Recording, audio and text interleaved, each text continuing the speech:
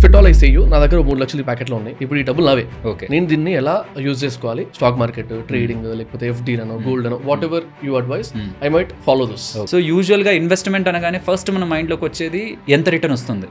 But అందరం ఆలోచించాల్సిన విషయం ఏంటంటే, ఇన్వెస్ట్మెంట్కి వచ్చేసరికి మనకు తెలిసిన వాళ్ళు చెప్పారనో, సపోజ్ నేనే వీడియోలో దీంట్లో ఇన్వెస్ట్ చేయి, దీంట్లో మంచి రిటర్న్ ఉంటుంది అనగానే ఏదైతే మన సంపాదించడం మీద పెట్టే ఎఫర్ట్స్ ఉంటాయో దాన్ని ఎలా ఇన్వెస్ట్మెంట్ చేయాలనే దాని మీద మనం పెట్టాం. స్టాక్ మార్కెట్లో ఇన్వెస్ట్మెంట్ చేయకపోతే మీరు ఏదో కోల్పోతున్నారు అనే ఒక ఫీల్ క్రియేట్ అవడం వల్ల ప్రతి ఒక్కరూ ఇష్టం ఉన్నా ఇష్టం లేకపోయినా ఫోర్స్ఫుల్గా వచ్చి డబ్బులు పెట్టడం అనేది జరుగుతుంది.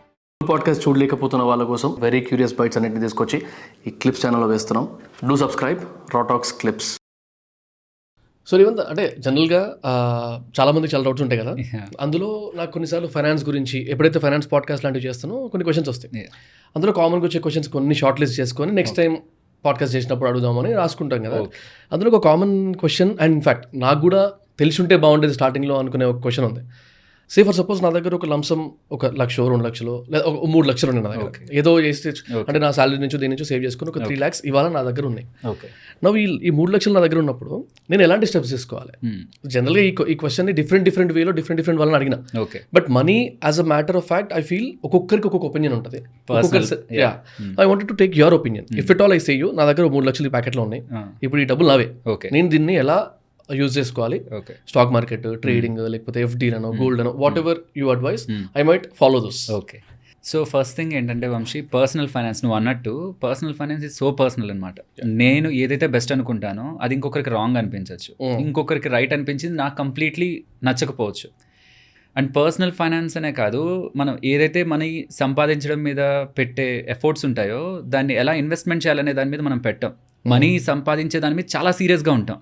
ఏం చేస్తే డబ్బులు వస్తుంది, నా కెరియర్లోనే ఎలా ముందుకెళ్ళాలి, ఇంకేం బిజినెస్ చేయాలి, ఇంకేమేమి ఎఫర్ట్స్ చేసి నేను డబ్బులు సంపాదించాలని దాన్ని పెట్టే ఇంట్రెస్ట్ ఇన్వెస్ట్మెంట్కి వచ్చేసరికి మనకు తెలిసిన వాళ్ళు చెప్పారనో, సపోజ్ నేనే వీడియోలో దీంట్లో ఇన్వెస్ట్ చేయి, దీంట్లో మంచి రిటర్న్ ఉంటుంది అనగానే అసలు బయట వెళ్ళి ఒక వస్తువు కొంటున్నప్పుడైనా ఒక 3-4 సార్లు అది అవునా కాదా అని చెక్ చేసుకుంటాం. కానీ ఎవరో ఒకరు చెప్తే, తెలియని వాళ్ళు చెప్తున్నా సరే అది నిజమేమో, మిస్ అయిపోతున్నామేమో అనే ఫోమోతో చాలా ప్రొడక్ట్స్లో మనం ఇన్వెస్ట్మెంట్ చేస్తాం. ఇప్పుడు నువ్వు 3 lakhs అని ఇన్వెస్ట్మెంట్ అంటున్నావు, నీకు నేను స్టాక్ మార్కెట్ కంప్లీట్గా తెలియదు, దాంట్లో రిస్కులు నీకు ఐడియా లేదు, స్కీమ్స్, గవర్నమెంట్ స్కీమ్స్ ఐడియా లేదు, ఏవి ఐడియా లేదు అనుకున్న ఒక బిగినర్ లెవెల్లో ఇప్పుడే సంపాదన స్టార్ట్ చేసావు, నీ దగ్గర ఒక లంసమ్ 3 lakh దగ్గరగా ఉంది, ఎలా ఇన్వెస్ట్మెంట్ చేయాలనే దాని రిలేటెడ్గా నేను బిగినర్కి చెప్తున్నాను. స్టాక్ మార్కెట్ ఛానల్గా స్టాక్ మార్కెట్ గురించి కాకుండా బిగినర్ లెవెల్లో మాట్లాడుకుందాం. సో యూజువల్గా ఇన్వెస్ట్మెంట్ అనగానే ఫస్ట్ మన మైండ్లోకి వచ్చేది ఎంత రిటర్న్ వస్తుంది, నేను పెడతానే ఎంత వస్తుంది. బట్ అందరం ఆలోచించాల్సిన విషయం ఏంటంటే, ఎప్పుడైతే రిటర్న్ ఒక లెవెల్కి మించి, అది ఫిక్స్డ్ డిపాజిట్ లెవెల్కి మించి వెళ్తుందో పైకి, ఖచ్చితంగా మనం రిస్క్ని యాక్సెప్ట్ చేసే మైండ్ సెట్తోనే వెళ్ళాలి. మనం 10% వస్తుంది, 12% వస్తుంది, 15% వస్తుంది. చాలా మంది స్కామ్స్ గురైపోయి కూడా ఇలానే, ఎవరో చెప్తారు 25% మంత్లీ, అది అసలు లాజిక్ లేదు. ఫిక్స్డ్ డిపాజిట్ కంటే ఎవరైనా ఎక్కువ ఇస్తున్నారంటే డెఫినెట్లీ క్వశ్చన్, దాంట్లో రిస్క్ లేదా? రిస్క్ లేదు అని ఎవరు చెప్పరు, మనం అడగం, వాళ్ళు చెప్పరు, అది ఎండ్ అయిపోతుంది. సో ఒకవేళ మన దగ్గర 3 lakhs ఉంటే, కంప్లీట్ బిగినర్ అనుకుంటే, ఫస్ట్ ఒకవేళ నీకు ఆ డబ్బులు ఎంత టైంకి అవసరం అవుతాయి అనేది నువ్వు డిసైడ్ చేసుకోవాలి. దీన్ని గోల్ బేస్డ్ ఇన్వెస్ట్మెంట్ అంటారు. ఓకే, ఎప్పుడైనా మనం డబ్బుల్ని గోల్ బేస్డ్ ఇన్వెస్ట్మెంట్ ఓరియంటేషన్లో డబ్బులు పెడితే ఫస్ట్ థింగ్ స్ట్రెస్ ఉండదు మన లైఫ్లో. ఇన్వెస్ట్మెంట్ చేసేదే మనం లాంగ్ టర్మ్లో ప్రశాంతంగా ఉండడానికి. ఇన్వెస్ట్మెంట్ చేసినప్పటి నుంచి స్ట్రెస్ అయితే దానికి లాజిక్ లేదు కదా. డబ్బులు పెట్టిన రోజు నుంచి నువ్వు రోజు పడుతుందా, పెరుగుతుందా, ఈ రోజు ఏమైంది, రేపు ఏమైందని చూసుకోవడం, అది లాజిక్ లేదు కదా. లాంగ్ టర్మ్లో ప్రశాంతత కోసం షార్ట్ టర్మ్ మొత్తం ఈ జర్నీ అంతటినీ పెయిన్ఫుల్గా మార్చుకోవడం కరెక్ట్ కాదు. కాబట్టి ఫస్ట్ మనీ మన దగ్గర ఉంటున్నప్పుడు దాని అవసరం మనకి 5 years లోపే ఉందనుకుంటే, స్టాక్ మార్కెట్ నేను పెరుగుతుందని చెప్పినా, ఇంకొకరు పెరుగుతుందని చెప్పినా, గోల్డ్ డబుల్ అయిపోతుందని చెప్పినా, ఏం చెప్పినా సరే ఇలాంటి టైప్ ఆఫ్ ఇన్వెస్ట్మెంట్స్కి అసలు మనం వెళ్ళకూడదు. 5 కావాలనుకుంటే 5 years ఆర్ బిలో నీకు ఆ డబ్బులు అవసరం అవుతుంది అని నువ్వు కంపల్సరీగా నీకు మైండ్లో క్లారిటీ ఉంటే, then you start with fixed deposit. Right, చాలా వరకు మనకి ఫిక్స్డ్ డిపాజిట్ ఇప్పుడుంటున్న జనరేషన్కి ఏంటంటే నెగిటివ్గా అనిపిస్తాయి.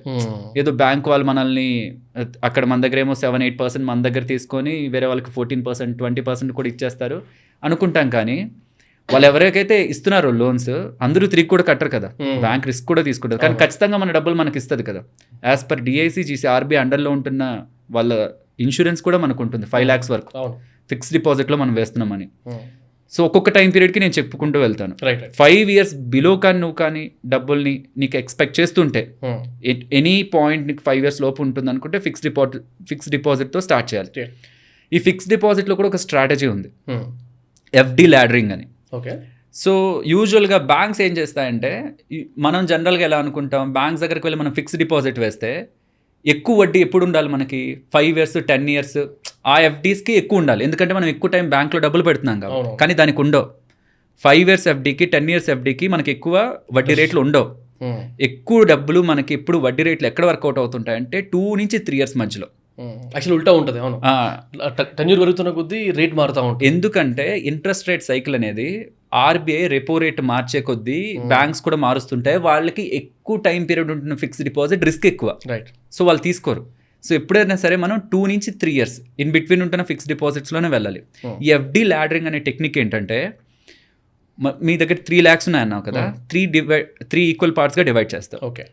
ఫస్ట్ 1 lakhని 1 year ఎఫ్డి వేస్తావు, సెకండ్ 1 lakhని 2 year ఎఫ్డి వేస్తావు, థర్డ్ 1 lakhని 3 year ఎఫ్డి వేస్తావు. ఎప్పుడైతే ఈ 1 year 2 year 3 year FDs mature అవుతాయో దాన్ని ఇంకొక 3 yearsకి మళ్ళీ ఎఫ్డి వేస్తావు. రైట్.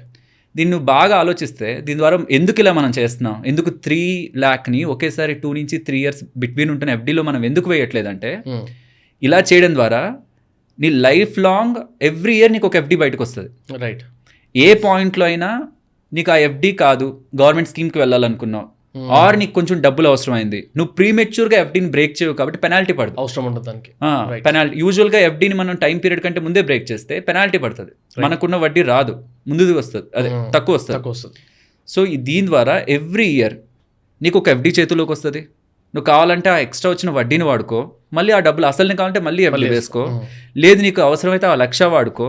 ఏదైనా సరే నీకు లిక్విడిటీ ఎవ్రీ ఇయర్ నీకు చేతికి వస్తూ ఉంటుంది. బ్రేక్ అయితే 3 lakhs మీద ఉన్న ఇంట్రెస్ట్ బ్రేక్ అవుతుంది. దాని బదులు ఇది ఒకటి మనకి బెస్ట్. బెటర్. యా. సో ఇది ఒకటి. అండ్ 5 సంవత్సరాల లోపు నువ్వు ఫిక్స్డ్ డిపాజిట్ ఇలా వేసేదానికంటే కూడా కొన్నిసార్లు చాలామందికి, మన వ్యూవర్స్ కూడా, మీ ఫాలోవర్స్కి కూడా, కొంతమంది పేరెంట్స్కి ఏంటంటే పిల్లలకి మంత్లీ కొంత డబ్బులు ఇవ్వాలనుకుంటారు. వాళ్ళని ఒక కాలేజ్లో జాయిన్ చేయిస్తారు, లేకపోతే ఇంకెక్కడో పెడతారు, మంత్లీ వాళ్ళకి కొంత డబ్బులు ఇవ్వాలనుకుంటారు. అండ్ పిల్లలు కూడా పేరెంట్స్కి మంత్లీ సర్టెన్ అమౌంట్ పంపించాలనుకుంటారు. వీళ్ళు కూడా ఏం చేయొచ్చు అంటే, యాన్యుటీ స్కీమ్స్ అని ఉంటాయి, బ్యాంక్స్లోకి వెళ్ళి మనం అడగాలి. ఓకే. స్టేట్ బ్యాంక్ ఆఫ్ ఇండియాలోకి వెళ్ళి, ఇక్కడ కూడా ఇంకొక ట్రాప్ ఉంది ఇక్కడ, దాంట్లోకి వెళ్ళారంటే అన్నెసరీగా డబ్బులు వేస్ట్ అయిపోతాయి. యాన్యుటీ స్కీమ్లో కూడా, యాన్యుటీ స్కీమ్ అంటే ఏంటంటే, మనం డబ్బులు ఫిక్స్డ్ డిపాజిట్లో పెడతాం. స్టేట్ బ్యాంక్ ఆఫ్ ఇండియాలో 7% వర్కౌట్ అయ్యేలాగా మనకి, అంటే డిఫరెంట్ టైం పీరియడ్స్కి డిఫరెంట్ వడ్డీ రేట్లు ఉంటాయి, అలా మనకి 7% వడ్డీ రేట్ వర్కౌట్ అయ్యేది ఉంది. రైట్. దాని మీనింగ్ ఏంటంటే, మన అసలు ఉంటుంది, దానికి వడ్డీను ఫిక్స్డ్ డిపాజిట్ ద్వారా వస్తూ ఉంటుంది. ఓకే. టైం టు టైం నువ్వు ఎంతైతే నీ పేరెంట్స్కో లేకపోతే పిల్లలకో ఇవ్వాలనుకుంటారో అది వాళ్ళ బ్యాంక్ అకౌంట్కి కూడా వెళ్ళిపోతుంటుంది. అక్కడి నుంచి కట్ అయిపోతుంది. అసలు వెళ్తుంది, వడ్డీ వెళ్తుంది, మన అసలు కూడా వెళ్ళిపోతుంటుంది. అల్టిమేట్గా ఒక టైం పీరియడ్కి మన అసలు కూడా ఎండ్ అయిపోతుంది. కానీ సేవింగ్స్ అకౌంట్లో పెట్టి వాళ్ళకి ఇచ్చే బదులు, లేకపోతే వాళ్ళ అకౌంట్లోనే లంసం పెడితే వాళ్ళు మిస్యూజ్ చేసే అవకాశం ఉంది కాబట్టి. సో అండ్ ఒకవేళ నేనే వేస్తాను కదా నా పేరెంట్స్కి అనుకుంటే, మనం మర్చిపోయి ఏదైనా టైంకి మనం వాళ్ళకి వేయకపోయినా వాళ్ళు మనకి ఫోన్ చేసి అనరు కదా, ఎరా డబ్బులు వేయలేదు అనరు. ఏదైనా గుర్తు చేయడానికి ఫోన్ చేస్తారేమో, ఎలా ఉన్నారా, బాగున్నావా లేదని చెప్పి పెట్టేస్తారు అంతే. అడగడానికి కూడా మొహమాట పడతారు. కాబట్టి అలాంటి ప్రాబ్లం ఏం లేకుండా సర్టెన్ అమౌంట్ని మనం ఈ యాన్యుటీ స్కీమ్స్లో కూడా లాంగ్ టర్మ్ కూడా వేసేసి పేరెంట్స్కి కూడా మనం ఇన్కమ్ని అలా ఉంచవచ్చు. సో ఇప్పుడు మనం మాట్లాడుకున్న దాంట్లో ఏంటంటే జీరో రిస్క్, మనకు వోలటాలిటీ వద్దు, రిస్క్ తీసుకోవాలనుకోవట్లేదు. అండ్ చాలామంది ఏమనుకుంటారంటే, ఈ మధ్యకాలంలో మన ఛానల్ అని కానీ చాలా ఛానల్ స్టాక్ మార్కెట్లో ఇన్వెస్ట్మెంట్ చేయకపోతే మీరు ఏదో కోల్పోతున్నారు అనే ఒక ఫీల్ క్రియేట్ అవడం వల్ల ప్రతి ఒక్కరూ ఇష్టం ఉన్నా ఇష్టం లేకపోయినా ఫోర్స్ఫుల్గా వచ్చి డబ్బులు పెట్టడం అనేది జరుగుతుంది. కానీ ఎప్పుడైతే పెడుతున్న పర్సన్ ఒక మైండ్ సెట్ దానికి అలవాటు ఉండదో ఖచ్చితంగా వాళ్ళు సఫర్ అవుతారు, అండ్ ఖచ్చితంగా వాళ్ళు లాస్లోనే దాన్ని బయటకు తీస్తారు. సో కాబట్టి ప్రతి ఒక్కరూ కూడా వాళ్ళకి అవసరం కానీ 5 years లోపు ఉందనుకుంటే, ఎందుకు 5 years అనేది కూడా నేను క్లారిఫికేషన్ ఇస్తాను.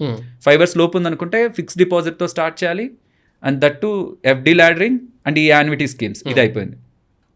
5 yearsకి పైబడి ఉంటే, ఇక 5 yearsకి పైబడి ఉందంటేనే దాని అర్థం మనకు షార్ట్ టర్మ్ అవసరం కాదు. అది 5 years 10 years 15 20 అది నేను ఇంకా టచ్ చేయట్లేదు. 5 years పైబడి ఉంటే అక్కడ కూడా రిస్క్ తీసుకోకూడదు అనుకునే వాళ్ళు ఉంటారు కదా. 5 years పైబడిందంటే రిస్క్ తీసుకోవాలని లేదు, అక్కడ కూడా రిస్క్ తీసుకోకూడదు అనుకుంటే మనకి గవర్నమెంట్ స్కీమ్స్ ఉన్నాయి. ఎన్పిఎస్ ఒకటి ఉంటుంది, పీపీఎఫ్ ఉంటుంది, ఈపీఎస్ ఉంటుంది, ఈపీఎస్ ఉంటుంది. ఈ మూడిటితో మనం స్టార్ట్ చేయొచ్చు. జీరో రిస్క్, ఇది కూడా జీరో రిస్క్. వాళ్ళు మ్యూచువల్ ఫండ్స్లో పెడతారు మళ్ళీ డబ్బులు, అయినా మనకి మార్కెట్ పడినా పెరిగినా వాళ్ళే మనకి సంబంధం లేదు. స్టిల్ వాళ్ళు మ్యూచువల్ ఫండ్స్లోకి వెళ్తారు, బట్ మనం రిస్క్ తీసుకోం కాబట్టి టచ్ చేయట్లేదు. ఇక్కడి నుంచి మనం రిస్క్ తీసుకునే ప్రొడక్ట్స్ గురించి ఒక్కొక్కటిగా మాట్లాడుకుందాం. ఇంకొంచెం రిస్క్ తీసుకుందాం అనుకుంటే, ఇప్పుడు ఈ నేషనల్ పెన్షన్ స్కీమ్కి ఎఫ్డీకి డిఫరెన్స్ ఏంటంటే, మనకి గవర్నమెంట్ మన దగ్గర నుంచి ఇప్పుడు ఫిక్స్డ్ డిపాజిట్ అనేది మనకి పెన్షన్ ఇవ్వడానికి కాదు. ఎన్పిఎస్ యాజ్ ఎ ప్రొడక్ట్ అది పెన్షన్ స్కీమ్. రైట్. నువ్వు ఒక ఏజ్ వచ్చిన తర్వాత ఎవరి మీద డిపెండ్ అవ్వకుండా ఏదైతే కార్పస్ నువ్వు అప్పటి వరకు జనరేట్ చేసుకుంటావో అది నీ బ్యాంక్ అకౌంట్లో పడేలాగా జనరేట్ చేసిన స్కీమ్ అనమాట. అంటే ఇప్పుడు గవర్నమెంట్ కంప్లీట్గా గవర్నమెంటే పెన్షన్ ఇవ్వాలంటే కుదరదు అని ఇలాగా మీరు చాలా వాళ్ళ దగ్గర వినుంటారు కదా. సో దానికి ఆల్టర్నేట్ ఇది. ఒక కార్పస్ క్రియేట్ చేసుకొని ఒక సెక్యూరిటీ ప్రిపేర్ చేసుకొని అటు నుంచి ఒక గ్యారంటీ తెచ్చుకుంటున్నాం అంతే. అది ఎన్పిఎస్ అండర్లోకి వెళ్తాయి. సో ఈ పీపీఎఫ్ కానీ ఈపీఎస్ కానీ ఇవన్నీ కూడా ఏంటంటే లాంగ్ టర్మ్లో ఆ పర్సన్ ఎవరి మీద ఆధారపడకుండా అండ్ తనకుంటున్న బిగ్ గోల్స్, అంటే నువ్వు రిటైర్మెంట్ అనే కాదు, అప్పుడు లంసమ్ వచ్చిన ఈపీఎస్ కానీ పీపీఎఫ్లో కానీ వచ్చిన లంసంతో చాలామంది ఇల్లు అనుకుంటారు, పిల్లలు పెళ్ళి అనుకుంటారు, మరి ఏదైనా వరల్డ్ టూర్ వేయాలనుకున్నారు అనుకుందాం, అది వాళ్ళ పర్సనల్ చాయిస్ కిందకి వెళ్తుంది. అది అయిపోయింది మనకి. Thank you for watching the clip. Full podcast చూడాలనుకుంటే కింద డిస్క్రిప్షన్లో లింక్ ఉంది, గో వాచ్ ఇట్.